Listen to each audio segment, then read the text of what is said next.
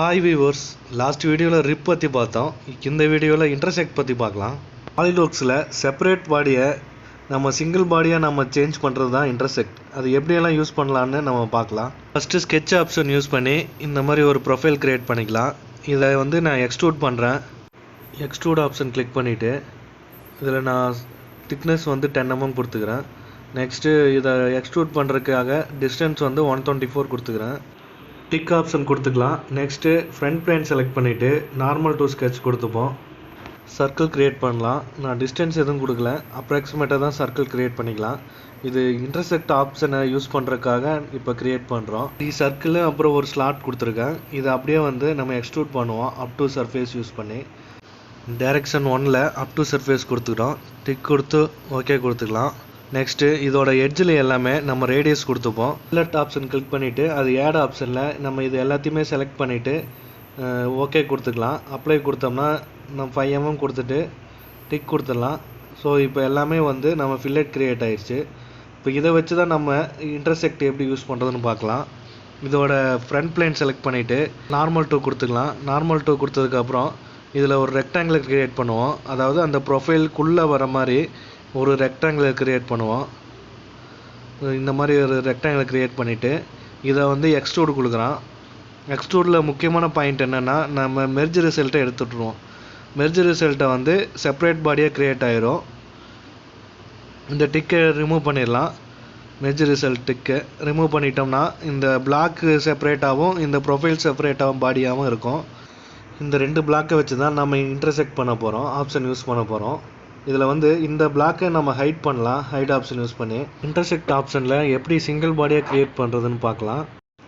இப்போது intersection option click பண்ணலாம். Click பண்ணிட்டு ஃபஸ்ட்டில் ப்ளூ கலர் பாக்ஸில் நம்ம இந்த ரெண்டையுமே செலக்ட் பண்ணுவோம். செலக்ட் பண்ணிவிட்டு கீழே வந்து பார்த்தீங்கன்னா இன்டர்செக்ட்னு இருக்கும். அதை கொடுத்தோம்னா இப்போ ரெண்டுமே ஜாயிண்ட் ஆயிரும். டிக் கொடுத்து பார்க்கலாம். இப்போ சிங்கிள் பாடியாக க்ரியேட் ஆயிடுச்சு. இப்போ நம்ம இதை ஹைட் பண்ணோம்னா ரெண்டுமே சேர்ந்து தான் ஹைட் ஆகும். ஸோ மறுபடியும் நம்ம ஹைட் எடுத்து விட்ருவோம். ஸோ இது பண்ணிக்கலாம். ஸோ நம்ம ஃபஸ்ட்டு ஹைட் பண்ணப்போ பிளாக் மட்டும் ஹைட் ஆயிடுச்சு. இப்போது ரெண்டுமே ஹைட் ஆகுது நம்ம சிங்கிள் பாடியாக க்ரியேட் பண்ணதுனால. நெக்ஸ்ட் ஆப்ஷன் வந்து ரீஜியன் டு எக்ஸ்க்ளூட். இந்த 2 பிளாக்கை இப்போது 4 பிளாக்காக வந்து செப்பரேட்டாக நம்ம பிரிக்கலாம். இது எப்படின்னு பார்க்கலாம். நான் அது டிக் பண்ணுறது மட்டும்தான் ஹைட் ஆகும். நம்ம எது டிக் பண்ணுறோமோ அது மட்டும் ஹைட் ஆயிரும். நமக்கு இந்த 2 பிளாக் மட்டும் வச்சுக்கலாம். ஸோ இது 2 பிளாக்கை இப்போது 4 பிளாக்ஸாக செப்பரேட்டாக பிரிச்சுக்கலாம். அதுதான் வந்து ரீஜியன் டு எக்ஸ்க்ளூட். நான் இந்த ரீஜியன் 2வை செலக்ட் பண்ணியிருக்கேன். இப்போ அது மட்டும் ஹைட் ஆகிருக்கும். மற்ற 3 பிளாக்குமே விசிபிள் ஆகும். நெக்ஸ்ட்டு வந்து இதுலேயே வேறு பிளாக்கை ஹைட் பண்ணி பார்ப்போம். அப்படி எடிட் ஃபீச்சர் கொடுத்துட்டு இப்போது ரீஜியன் 2க்கு பதிலாக ரீஜியன் 2 டிக் எடுத்து விட்டு 3யை கிளிக் பண்ணலாம். டாப் பிளாக் மட்டும் ரிமூவ் ஆயிரும். நம்ம இங்கே டிக் பண்ணுற பிளாக்கு அது செப்பரேட் கலரில் காமிக்கும்.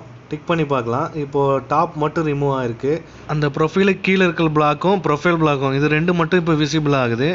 நெக்ஸ்ட்டில் பார்க்கலாம். எடிட் ஃபீச்சர் கொடுத்துட்டு இப்போ வந்து நம்ம ஒரு குரூப்பாக செலக்ட் பண்ணுவோம்.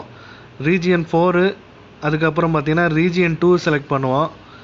ரீஜியன் 2 அப்புறம் ரீஜியன் 1 இப்போ 3 ஆப்ஷனையும் செலக்ட் பண்ணியிருக்கோம். இப்போ ப்ரொஃபைல் எப்படி வருதுன்னு பார்க்கலாம். டிக் கொடுத்துட்டு இந்த பிளாக்கை பார்த்தீங்கன்னாலே தெரியும் ஒரு கேவிட்டி மாதிரி க்ரியேட் ஆகிருக்கு. நம்ம ஃபஸ்ட்டு பண்ண அந்த ப்ரொஃபைலையே இப்போ இந்த பிளாக்கில் ஒரு மோல்டிங் கேவிட்டி மாதிரி க்ரியேட் ஆகிருக்கும்.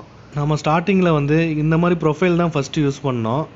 இப்போது இது தான் ஃபஸ்ட்டு க்ரியேட் பண்ணோம். இதை பேஸ் பண்ணி தான் இந்த கேவிட்டி வந்து க்ரியேட் ஆகிருக்கு ரீஜியன் டு எக்ஸ்க்ளூட் யூஸ் பண்ணி. இந்த இன்டர்செக்ட் ஆப்ஷன் வந்து மேனுஃபேக்சரிங் சைடில் ரொம்பவே யூஸ்ஃபுல்லாக இருக்கும் இந்த ஆப்ஷனு.